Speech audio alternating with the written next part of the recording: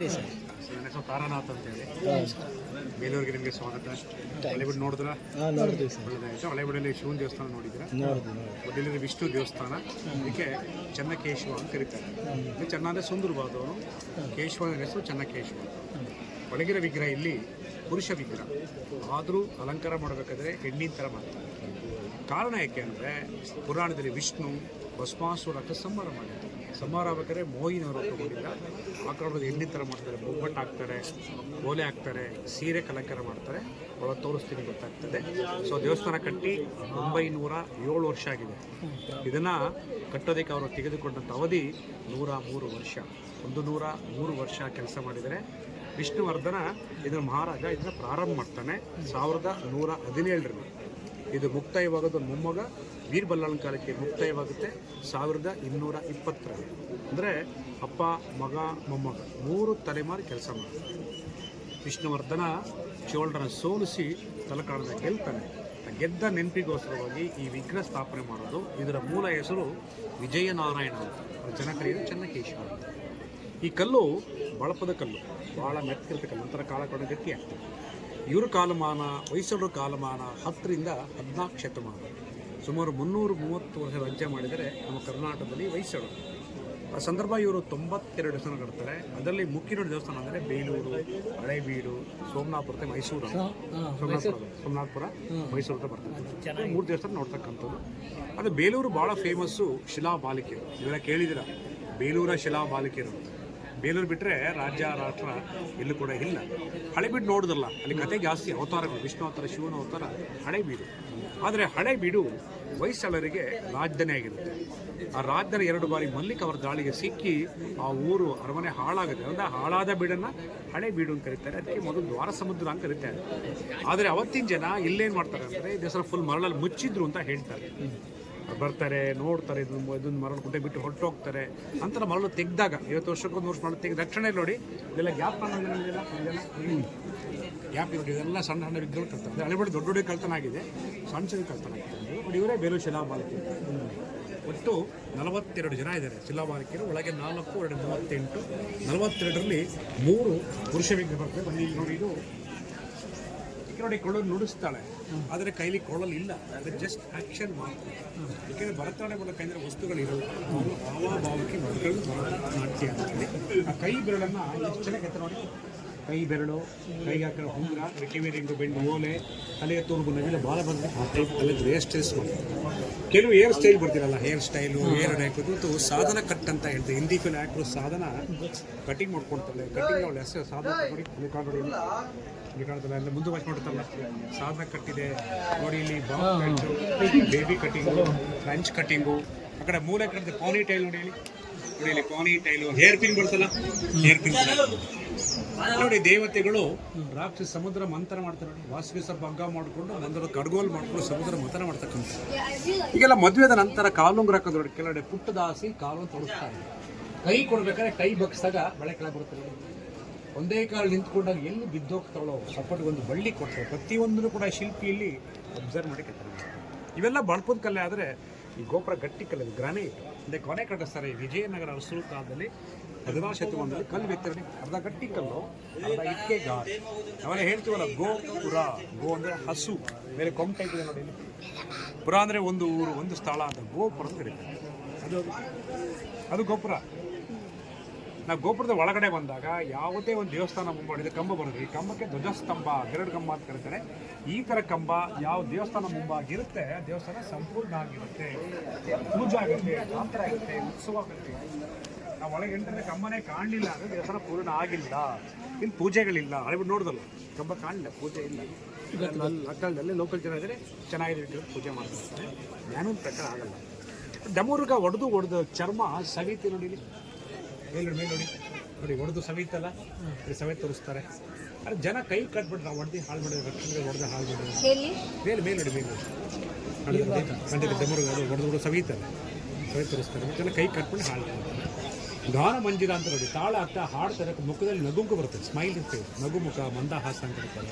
ಬಾಯಿ ಬಿಟ್ಟಾಗ ಬಾಯಿ ಒಳಗೆ ಹಲ್ಲು ನೋಡಿ, ಸಣ್ಣ ಹಲ್ಲು ಕೂಡ ಇವರೇ ವಿಷ್ಣುವರ್ಧನ ಮೊಮ್ಮಗ ವೀರ ಬಲ್ಲಾಳ ಒಂದು ದರ್ಬಾರ್ ಹಾಲ ದೇವಸ್ಥಾನ ಇವನ ಕಾಲದಲ್ಲೇ ಸಂಪೂರ್ಣ ಅರ್ಜುನ್ ಕಾಲದಲ್ಲಿ ಪ್ರಾರಂಭವಾಗಿ ಅವನ ಮೊಮ್ಮಗನ ಕಾಲದಲ್ಲಿ ಕಂಪ್ಲೀಟ್ ಆಗಿ 103 ವರ್ಷ ದೇವಸ್ಥಾನ ಕೆಲಸ ಮಾಡ್ತಾರೆ.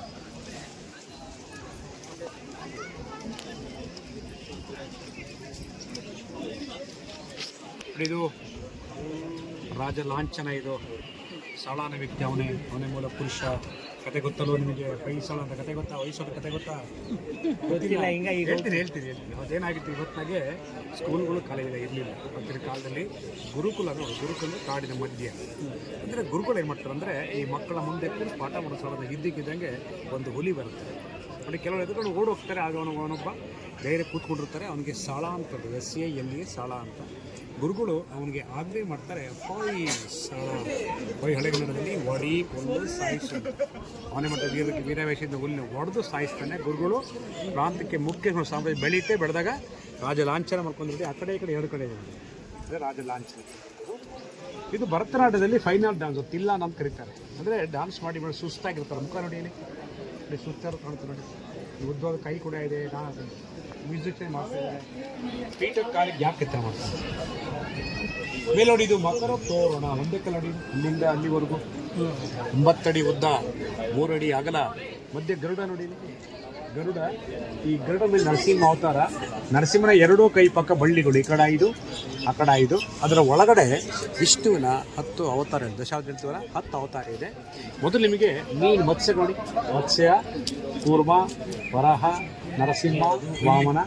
ಈಗ ನೋಡಿ, ಪರಶುರಾಮ, ರಾಮ, ಕೃಷ್ಣ, ಬೌದ್ಧ, ಕಲ್ಕಿ ಇನ್ನೂ ಆಗಿಲ್ಲ, ಮುಂದೆ ಆಗಬೇಕು. ಆಗ ಪರಮಾತ್ಮ ಕುದುರೆ ಬರ್ತಾರೆ. ಕಲಿಯುಗ ಅಂತ್ಯ ಆಗುತ್ತೆ. ಎಷ್ಟು ಸೂಕ್ಷ್ಮ ಇದೆ ಅದು ಅಂದರೆ, ಅದ್ರ ಹಿಂಭಾಗ ನಮ್ಮ ಕೈ ಬೆರಳುಗಳನ್ನು ಒಳಗೆ ತೂರಿಸ್ತು ನೋಡಿ. ಇಲ್ಲಿ ಆ ಥ್ರೆಡಿಂಗ್ ಕದ್ದು ನೋಡಿ, ಹಿಂಭಾಗದ ನೋಡಿ. 2 ಕಡೆ 2 ಪ್ರಾಣಿಗಳು, ಮಕರ ಪ್ರಾಣಿ. ಅವತ್ತು ಇಲ್ಲ, ಇವತ್ತು ಇಲ್ಲ. ಶಿಲ್ಪಿ ಕಲ್ಪನೆ ಕೆತ್ತರ ಮಾಡ್ತಾರೆ. 7 ಪ್ರಾಣಿ ಮಾಡಿದೆ ನೋಡಿ. ಇಲ್ಲಿ ಹಂದಿಯ ದೇಹ, ಸಿಂಹದ ಪಾದ, ನವಿಲ ಬಾಲ, ಮೊಸಳೆ ಬಾಯಿ, ಆನೆ ಸೊಂಡಿಲು, ಹಸುವಿನ ಕಿವಿ, ಕೋತಿ ಕಾಲು. ಅವತ್ತು ಇಲ್ಲ, ಇವತ್ತು ಕೂಡ ಇಲ್ಲ. ಬೇಲೂರು ಶಿಲಾಬಾಲಿಕೆಯಲ್ಲಿ ಭಾಳ ಫೇಮಸ್ ನೋಡಿ. ಇದು ದರ್ಪಣ ಸುಂದರಿ. ದರ್ಪಣದ ಕನ್ನಡಿ ನೋಡ್ಕೊಂಡು ಎಷ್ಟು ಚೆನ್ನಾಗಿ ಅಲಂಕಾರ ಮಾಡಿದೆ ನೋಡಿ. ಗುಂಗರ ಕೂದಲು, ತಲೆಯ ತಿರುಗು, ರೌಂಡ್ ಕನ್ನಡಿ, ಹಿಡಿ ಕೆತ್ತನೆ ಮಾಡ್ತಾರೆ ನೋಡಿ. ಅವಳ ಕಾಲು ತಗ್ಗಿ ನೋಡಿ. ಬಲಗಡೆ 2 ದಾಸಿದ್ದಾರೆ. ಇಬ್ಬರಲ್ಲಿ ಮುಂದೆ ಪುಟ್ಟ ದಾಸಿಗಳು, ಸೊಂಟ ಕೋತಿ ಬೇಕು ನೋಡಿ. ಎಡಗಲಿ ಕೋತಿ, ಬಲಗೆ ದ್ರಾಕ್ಷಿ ಗೊಂಚಲು. ಹಣ್ಣನ್ನು ತೋರಿಸ್ತಾರೆ, ಕೋತಿ ಕೊಡ್ತಾ ಇಲ್ಲ. ಕೋತಿ ಹಣ್ಣ ನೋಡಿ ಸಿಕ್ಕದಲ್ಲೇ ನಿರಾಶೆಯಿಂದ ಕೈ ಬೆರಳ ಬಾಯಲ ಕೊಡ್ತಾರೆ ನೋಡಿ. ಆ ಕೋತಿಗೆ ಹಣ್ಣು ಎಷ್ಟು ನಿರಾಶೆ ಆಗುತ್ತೋ, ಸುಂದರ ಅಷ್ಟೇ ನಿರಾಶೆ. ಅಲಂಕಾರ ಮಾಡ್ಕೊಂಡು ಯಾರಿಗೋಸ್ಕರ ಕಾಯ್ತಾ ಇದ್ರು, ಸಮಯ ಸರಿಯಾಗಿ ಬರಲಿಲ್ಲ, ಅಲಂಕಾರ ನೋಡ್ಲಿ ಅಂತ ಮಕ್ಕಳು ಅಂತ ನಿರಾಶೆ ಭಾವನೆ, ಸಾಕು ಡಿಸಪಾಯಿಂಟ್ ಅಂದರೆ ಹೋಲಿಕೆ ಮಾಡ್ತಾರೆ. ಹಣ್ಣು ಸಿಗ್ತಾರೆ, ಕೋತಿ ಬೇಜಾರು ಬದಲಾಗಿ ದರ್ಪಣ ಸುಂದರಿಯ ವಿರಹ ಭಾವ ಅಂತೇಳಿ ಕರೀತಾರೆ. ಮುಖದ ಭಾವನೆಗಳಿಗೆ ಭಾಳ ಒಂದು ಮಹತ್ವವನ್ನು ಕೊಡ್ತಾರೆ. ಅವೇನು ಬರಲ್ಲ ಬಿಡಿ, ಫಿಕ್ಸ್ ಬನ್ನಿ, ಎಲ್ಲ ಬರಲ್ಲ ಬಿಡಿ, ಫಿಕ್ಸ್ ಆಗಿರೋದು ಬನ್ನಿ, ಅದು ಕೆತ್ತನೆ ಆಗಿರ್ತಲ್ಲ.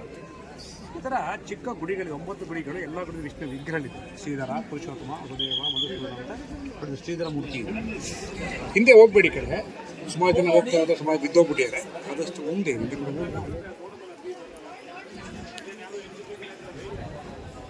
ನೋಡಿ. ಮಧ್ಯ ಕತ್ತಿರಿ ಕೂತ್ಕೊಂಡಿದ್ದಾರಲ್ಲ, ಇವರೇ ವಿಷ್ಣುವರ್ಧನ ಮಹಾರಾಜ. ದೇವಸ್ಥಾನ ಪ್ರಾರಂಭ ಮಾಡಿದ ವಿಷ್ಣುವರ್ಧನ ಮಹಾರಾಜ. ಗುರು ರಾಮಾಚಾರ್ಯರು, ಪತ್ನಿ ಶಾಂತನ ದೇವಿ ಕೂಡ ಇದ್ದಾರೆ. ಮೇಲೆ ನೋಡಿ, ಶುಭ ಭಾಷಿಣಿ. ಶುಭ ಅಂದರೆ ಪಕ್ಷಿ, ಗಿಡಿಗಳು. ನಂತರ ಗೊತ್ತಿರ್ತಾರೆ ಸಂದೇಶಗಳನ್ನೆಲ್ಲ ಪಕ್ಷಿ ಮುಖ ಅಂತ ಕೊಡಿಸ್ತಾ ಇದ್ರು. ಇವಳ ಮುಖದ ಭಾವನೆ ನೋಡಿದ್ರೆ ಪಕ್ಷಿಗೆ ಏನೋ ವಿಷಯ ಕೆತ್ತನೆ ಮಾಡ್ತಾರೆ. 2 ಪಕ್ಷಿ ಉಪಯೋಗಿಸ್ತಾರೆ ಅಂತ ಕಾಣ್ತೀವಿ. ಒಂದು ಗಿಳಿ, ಒಂದು ಪಾರಿವಾಳ. ಮಾರಣ ಪತ್ರ ಕೊಟ್ಟು ಬಂದರೆ ಗಿಳಿ ಹೋಗಿ ವಿಷಯ ಹೇಳಿ ಪತ್ರ ಕೊಟ್ಟು ಬರ್ತಾರೆ. ಆ ಥರ ಕಂಚಿ ವಸ್ತುಗಳನ್ನೆಲ್ಲ ತಿಳ್ಕೊಂಡು ಪಕ್ಷಿ ಮುಖ ಅಂತ ಮಾಡ್ತಾರೆ. ಈಗ ನಾವು ಮೈಗೆ ಬಣ್ಣ ಹಾಕೋದು ಕಾಲದಲ್ಲಿ ಹೋಳಿ ಹಬ್ಬ ಮಾಡ್ಕೊತೀವಿ. ಅವತ್ತಿತ್ತು ಹೋಳಿ ಹಬ್ಬ. ಅವ್ರು ಕಾಲು ತೆಗಿ ನೋಡಿ, ಪುಟ್ಟ ಜಾಸ್ತಿ ಹೇಳಿ ಬಕೆಟಲ್ಲಿ ಬಣ್ಣ ಪಿಚ್ಕಾರಿ ಸಿರಿಂಜಿ ನೋಡಿ. ಇಲ್ಲಿ ಸೇವಕ್ಕೆ ಮಿಕ್ಸ್ ಮಾಡಿ ತುಂಬ್ಕೊಳ್ತಾರೆ. ಈ ಕಡೆ ಸೇವಕ್ಕೆ ಒಂದು ತಮ್ಗೆ ತುಂಬ ಕೈ ಕೊಡ್ತಾರೆ. ಕೈಯಲ್ಲಿ ಪಿಚ್ಕಾರಿ ಇತ್ತು, ಜನ ಹೊಡೆದು ಹಾಳು ಮಾಡ್ತಾರೆ. ಇದು ನೋಡಿ ಕೀರವಾಣಿ, ಇದು ಕೈ ಮೇಲೆ ಗಿಳಿ ಕೂಡಿದೆ ನೋಡಿ. ಗಿಳಿ ಕೂತು ಕೈಗೆ ಪತ್ರ ಕೊಡುತ್ತೆ. ಕೈಲಿ ಪತ್ರ ಅಂದರೆ ಪೇಪರ್ ಅಲ್ಲ, ತಾಳಲ್ಲಿ ಬರೀತಾರೆ. ಈಗೆಲ್ಲ ನಿಕ್ಕರ್ ಹಾಕೋದು, ಅರ್ಧ ಪಟ್ಟ ಹಾಕೋತಾರೆ. ಬರ್ಮುಡಾ ಶಾರ್ಟ್ಸ್ ಹಾಕಿರ್ತಲ್ಲ, ಅಂದರೆ ಬರ್ಮುಡಾ ನೋಡಿ ನಿಕ್ಕರ್ ಕಾಣ್ತಾರೆ. 9 ವರ್ಷದ ಫ್ಯಾಷನ್ ರಿಪೀಟ್ ಆಗಿದೆ. ಅವತ್ತು ಹೆಣ್ಮಕ್ಳು ಹಾಕೊಂಡು ಹೆಣ್ಮಕ್ಳು ಬೈತಾರಲ್ಲ, 9 ವರ್ಷದಿಂದಲೇ ಫ್ಯಾಷನ್ ಮಾಡ್ತಾ ಇದ್ದಾರೆ. ಈ ಪಠ್ಯದಲ್ಲಿ ಮಹಾಭಾರತ ಕಥೆ ಬರುತ್ತೆ. ಮಹಾಭಾರತ ಯುದ್ಧ ಆಗ್ತಾ ಇದೆ. ಭೀಮನಿಗೆ 1,000 ಆನೆ ಬಲ ಹೇಳ್ತಾರೆ. ಯುದ್ಧ ಬೇಕಾದ್ರೆ ಭೀಮ 2 ಕೈ ಆನೆಗಳನ್ನ ಹಿಡ್ಕೊಂಡು ಒಂದಕ್ಕೊಂದು ಡಿಕ್ಕಿ ಬಿಸಾಕ್ತೆ ನೋಡಿ, ಬಾರ್ಡರ್ ಬಿಸಾಕ್ತಾ ಇದ್ದಾನೆ. ಭೀಷ್ಮನಿಗೂ ಅರ್ಜುನಿಗೂ ಯುದ್ಧ ಆಗುತ್ತೆ. ಭೀಷ್ಮ ಬಾಣ ಮಕ್ಕತ್ತಾನೆ, ಶರಶಯ್ಯನ. ಭೀಷ್ಮ ಯುದ್ಧ ಬರ್ತಾ ಇದ್ದಾನೆ, ಕೃಷ್ಣ ಸಂತ ನೋಡಕ್ಕೆ ಬರ್ತಾರೆ. ಮೇಲ್ ದುರ್ದು ಹೇಳ್ತಾನೆ, ಪಾಂಡವರಿಗೆ ಒಂದು ಹೆಜ್ಜೆ ಭೂಮಿ ಕೊಡಲ್ಲ, ಯುದ್ಧ ಆಗಿಬಿಡಲಿ ಅಂತ. ಅದು ಬಂದು ಕೃಷ್ಣ ಕುಂತಿ ಭೀಮನಿಗೆ ಹೇಳ್ತಾ ಇದ್ದಾನೆ. ಭೀಮ ಗಣೇಶನ ಪೂಜೆ ಮಾಡಿ ಯುದ್ಧಕ್ಕೆ ಅಂತ ಹೊರಡ್ಬೇಕಾದ್ರೆ ಪಾಂಡವರು ಡಿಸ್ಕಸ್ ಮಾಡಿ ಅರ್ಜುನ ಕಳಿಸ್ತಾರೆ. ಅರ್ಜುನ ಹೋಗಿ ಕೃಷ್ಣನ ಕಾಲಕ್ಕೆ ಕೂತ್ಕೊಂತಾರೆ. ಯುದ್ಧ ಮಾಡೋಕ್ಕೆ ಮೊದಲು ವನವಾಸಕ್ಕೆ ಹೋಗ್ತಾನೆ. ವನವಾಸಕ್ಕೆ ಹೋದಾಗ ಬಿಲ್ಲು ಬಾಣಗಳನ್ನು ಬನ್ನಿ ಮರ ಸಮಯ ವೃಕ್ಷ ಬಚ್ಚಿಟ್ಟಿದೆ ನೋಡಿ. ಇದು ಆ ಸಂದರ್ಭದಲ್ಲಿ ಇದು ಉತ್ತರ ದರ್ಬಾರ್ ಹಾಲು. ಭೀಮ ಭಿಕ್ಷೆ ಬೇಡಿ ಕುಂತಿ ಕೊಡ್ತಾರೆ. ಪಾಂಡವರು ತಗೋ ಚಿಕ್ಕ ಮಕ್ಕಳಾಗಿದ್ದಾಗ ಮರ್ಕೋತಿ ಆಗ್ತಾರೆ, ತೋರೊಳ ಮರದಲ್ಲಿ ಕೂತಿರ್ತಾರೆ. ಕೆಳಗೆ ಬಂದು ಭೀಮ ಅಲ್ಲಾಡಿಸ್ತಾರೆ, ಕೆಳಗೆ ಬಿದ್ದು ಹೋಗ್ತಾರೆ, ಮತ್ತೆ ಪರದೆ ಆಗ್ತಾರಲ್ಲ ಆ ಸಂದರ್ಭ ನೋಡಿ. ಇದು ಮಾರ್ಕಾಟ ಇರೋಡಿಕೊಂಡು ನೋಡಿ, ಎಲ್ಲ ಡ್ಯಾನ್ಸರ್ಸು, ಎಲ್ಲ ಮ್ಯೂಸಿಷಿಯನ್ಸು, ಇದನ್ನು ಬೇರೆ ಸಾಧ್ಯ. ಬೇರೆ ಬೇರೆ ಯಾವುದೂ ಒಂದು ಕೂಡ ಈ ಜಾಗ ರಾಮಾಯಣ ಏನು ಡ್ಯಾನ್ಸ್ ಮ್ಯೂಸಿಷಿಯನ್ ಗ್ಯಾಪ್ ಕಾಣ್ಕೊಂಡಿದೆ ನೋಡಿ. ಈ ಥರ ಒಟ್ಟು 85 ಕಾಣ್ತದೆ. ಇದೆಲ್ಲ ಕೆಳಕೆತ್ತಿ ಬೇರೆ ಊಟದ ಕ್ರೂಸಿವಲ್ ಒಂದು ಫೋಟೋ ಫ್ರೇಮ್ ಕ್ರೂಸಿವಲ್ ಆ ಟೈಪ್. ಹಿಂದೆ ಎಲ್ಲ ತಗೊಂಡೋಗ್ಬಿಟ್ಟಿದ್ದಾರೆ. ಹಿಂದೆ ಎಲ್ಲ ಈ ರೂಮು ಲಾಡ್ಜಿಂಗ್ ಇರಲಿಲ್ಲ, ಎಲ್ಲ ದೇವಸ್ಥಾನ ಮಲಗೋರಿಲ್ಲ. ಇದ್ರಲ್ಲಿ ಬೆಳಕಬೇಕು. ಹಾಗಾಗಿ ಇದು ದೀಪ ಸ್ತಂಭ. ಇದು ಒಂದೇ ಒಂದು ಕಲ್ಲು 36 ಅಡಿ ಉದ್ದ, 16 ಟನ್ 16,000 ತೂಕ ಇದೆ. ಯಾವ ಸಪೋರ್ಟ್ ಜಸ್ಟ್ ಹಾಗೆ ಇಡ್ತಾರೆ. 4 ಮೂಲೆಗಳಲ್ಲಿ ಹಿಂಭಾಗ 3 ಕಡೆ ಕೂತ್ಕೊಂಡು ನಮ್ಮ ಕಡೆ ಮುಂದಿದೆ ನೋಡಿ. ಆ ಮೂಲೆ ಕೂತ್ಕೊಂಡೆ ಇಲ್ಲ ಬೆಳಕು ಕೊಡ್ತೀನಿ ನೋಡಿ. ಅಲ್ಲಿ ನೋಡಿ ಬೆಳಕು ಕಾಣತ್ತೆ ನೋಡಿ. ಬೆಳಕು ಹೋಗ್ತಾ ಇಲ್ಲ ಅಂತ ಕಾಣುತ್ತೆ.